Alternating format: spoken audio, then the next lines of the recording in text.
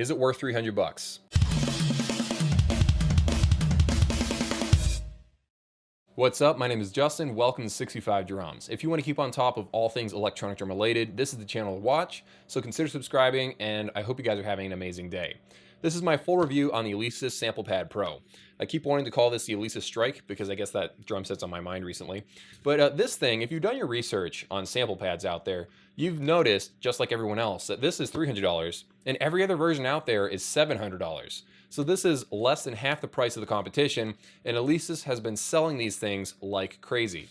There's an even cheaper version of this for 160 bucks. It only has 4 zones, has less options on the back. But the point is, this is really cheap compared to the Roland SPD-SX, which is $700, the Yamaha version, which is $700, and then Roland just announced a new one a few months ago that's like 800 bucks. So is this worth the $300, or should you save up and buy the nicer quality versions?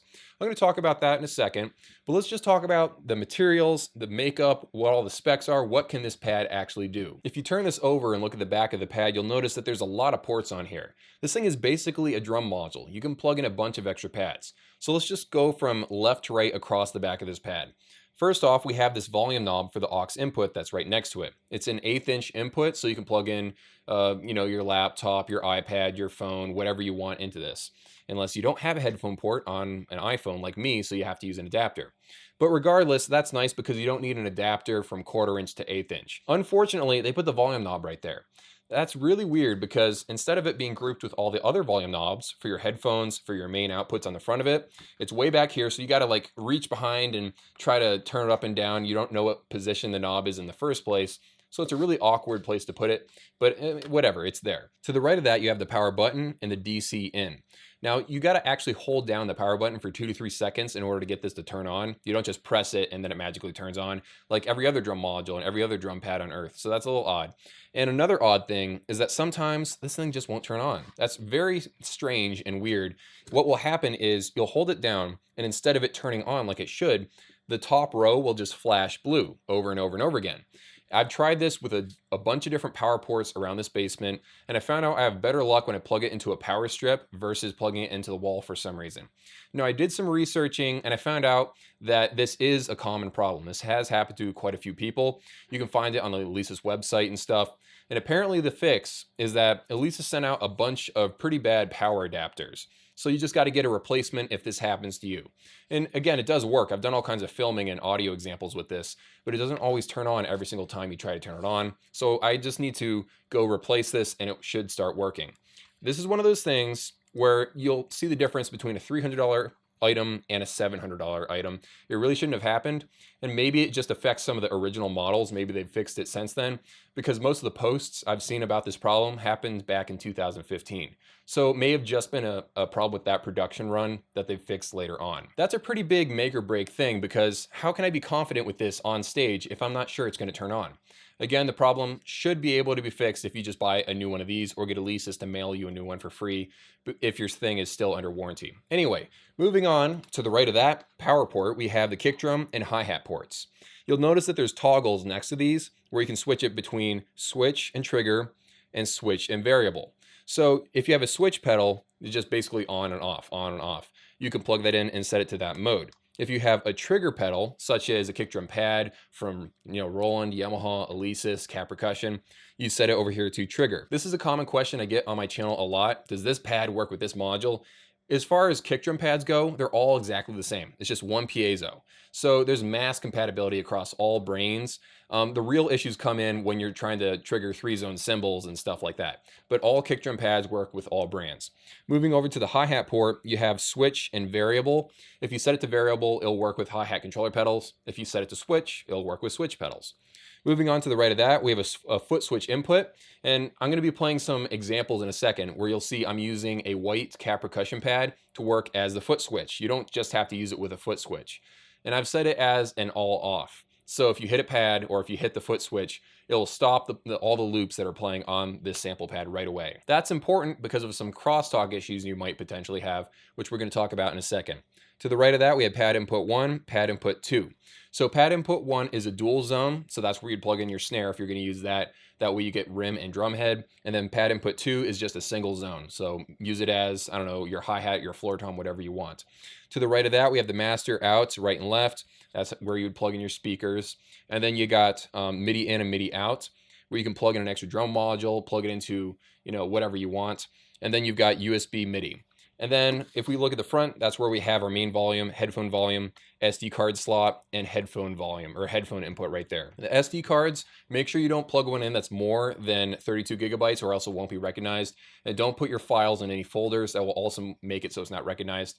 I'll be talking in depth on how to put samples on here and how to do everything in a tutorial I'm coming out with pretty soon. All right, so what about the playing surface? How does this actually feel to play? This does feel like a $300 multipad. They got to cut corners somewhere to get the price that low, and that's where they did it. It doesn't feel that amazing. It's a pretty dense, pretty hard rubber, not very fun to play on. It definitely works. It's pretty sensitive. Again, when you have something that's less than half the price of the really high-end stuff, they're going to cut corners somewhere. They have to lower that price, and this is one of the places that they did it. It doesn't really feel that amazing to play on, but it does get the job done. So let's talk about the interface for a second. There's some things I like about it and don't like. First of all, everything's happening in one menu, which is fine. It's nice to be able to see everything all at once. Your threshold, your sounds, your kits, just be able to change everything from that one menu. They wanted to make it very simple, and they really like the whole concept that they've developed, and that's awesome. The problem is they don't have enough buttons on this thing. I can't believe I'm saying that, but all they give you is 4 buttons to control everything. There is no enter button. One of the arrows becomes the enter button in certain contexts. And then there is no scroll button. You basically use the arrows to scroll around. There are no menu buttons. You have to press combinations of arrows to get around to different menus. So in the Alesis Sample Pad Pro, there's pretty much only 3 menus to go through. You got the main menu right here, which you'll do 90% of everything you're going to do right here. Alesis wanted to make it so you could just access nearly everything from one screen. There's also 2 other screens you can get to. By pressing the left and top button, you can get to this screen. And by pressing the bottom and right button, you can get to this screen, all right? But most of the time, you're just gonna be messing around with this screen right here. This is the main menu. Use the top and bottom arrows to actually move around the kit. Now, unfortunately, let's say if you're right here in reverb and you wanna get to tuning, you can't press the arrow button, because if I press the arrow button, look at that, it just changes the value of the reverb. So unfortunately, it takes a long time to scroll through everything. Not really a fan of that, but whatever. When you get used to it, you can start flying around through the interface, and it is pretty simple. I do like the simplicity, but at the same time, I wish there was a dedicated enter button, and I wish there were 2 dedicated menu buttons, and that way I could use the arrow buttons so I could scroll around and shortcut side to side throughout the menu, because there's a lot of options, and when you have to go all the way down just by pressing the down button 10 times, that gets kind of annoying. One unfortunate thing about this pad is that it doesn't auto-save your progress. It's kind of like a video game from the 90s. You gotta save every 5 seconds or else it forgets what you did.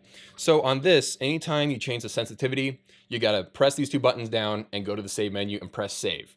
If you change a sound, you gotta go press these 2 down, scroll down and press save. You gotta do this over and over and over again anytime you do something, because eventually you'll forget to save your settings, move on to another kit, and all your progress is lost. And that's kind of annoying. I wish there was an autosave feature. This could happen in an update, but I kind of doubt that'll happen. Those are the downsides of the menus, but the upside is the interface is incredibly simple. You can look at it and see exactly what's going on at all times. And the manual doesn't even need to be that thick to show you all of what you can do with it. As far as mounting options go, if you turn this over, you can mount one of these on it. This is a universal drum module mounting bracket. I don't know what this is called. I stole this from my Cat Percussion KT4. My Roland TD30 has the exact same one. Unfortunately, Alesis doesn't ship with one of these. You'll have to buy this thing separate. And with this, you can put it on a drum stand. You can take off the cymbal arm from your cymbal stand and then put it right there on the cymbal stand. This can fit nearly anywhere. So yeah, it's nice that it's using a universal mount. Or you can just set it down on a solid surface. No matter what way you mount this thing, make sure that it's mounted firmly in place, because that could make crosstalk worse if it's wobbling around. And this segues into talking about one of the major problems with this pad. Crosstalk is an issue, at least for me and this unit. What I've noticed is I'll hit one zone and another zone way over yonder will magically sound off. Now you might think to yourself, Justin, that's easily fixed in the settings. And yes, you can fix it, but it should kind of just work out of the box, but unfortunately it doesn't. You can go over to sensitivity and turn it all the way down, and sensitivity is tied to threshold. They actually did that in an update. So when you adjust sensitivity, there's an invisible threshold setting that is also adjusted as well. So if you want this to work and never have crosstalk, I'm not kidding. You have to set everything in here to 1 or 2, and that will fix most of your problems. There's another setting in here you can use to help fix this problem. It's called velocity. You can actually set for every single pad and every single layer how hard you have to hit it for the pad to recognize that you hit it. This is really useful with layers because if you have 2 layers, maybe one is a cowbell, one is a snare, you can set it so you can hit one zone softly and it will only trigger the cowbell. And if you start to hit it harder, then the cowbell sound will go away and it will only trigger the snare sound. So you can get 2 sounds per zone if you want to, or you can have them both play at the same time if you want to. You can use that, you can jerry-rig that to use it as a threshold setting. So if this zone is being a butt and it just keeps, sounding off even though you don't want it to, you can raise the velocity on that so you have to hit it at a velocity of 50 out of 127, and that will fix the problem. But even after you do all this stuff, what you end up doing is fixing the crosstalk issues, but you deaden the overall playing experience because now you have to hit all the pads pretty hard in order to get anything to sound off. So that's the downside of this. I wouldn't really be using this with all kinds of special finesse and stuff because I can't. I had to deaden the pad in order to make sure crosstalk wasn't an issue, and I have struggled with that in the past. Now the problem with that velocity setting, it's really awesome, but it only works with samples that you import. The setting goes dead when you try to adjust it with internal sounds. So that's kind of annoying. And unfortunately, you can't layer internal sounds either, which is kind of strange. Now, as far as samples go, they give you a lot of areas of control over them. So you can have one sample over here, and you can set it to the mode where it just plays once and then it stops. And if you hit it twice, it will stop the first playing of the sample and then restart over. You can set it to poly, where you can keep hitting it over and over again, and the sounds will just keep stacking and just get louder and louder as more of them are added together. You can set it to loop, where one sample just plays over and over again until you hit it a second time, and then that stops the loop.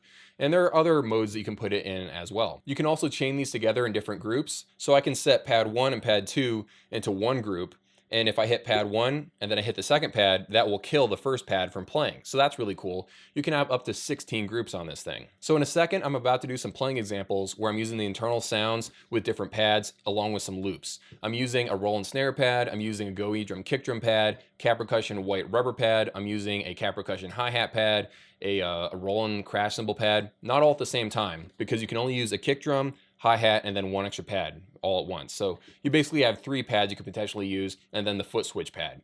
I'm using that white cap percussion pad as the foot switch, and I'm using it to stop all the samples from playing, but I also did test it. It does work as a regular pad as well. So this does work with a lot of different brands. I'm not deep enough into the settings to understand how to use a hi-hat controller with this. I tried to get this working with the VH11, cap percussion K24, and Go Edrum set of hi-hat controllers. I didn't figure out the settings to make that work. That doesn't necessarily mean they don't work. It just means I haven't figured it out yet. But regardless of whether or not those work, it does work with the official Alesis pedal that they sell separately.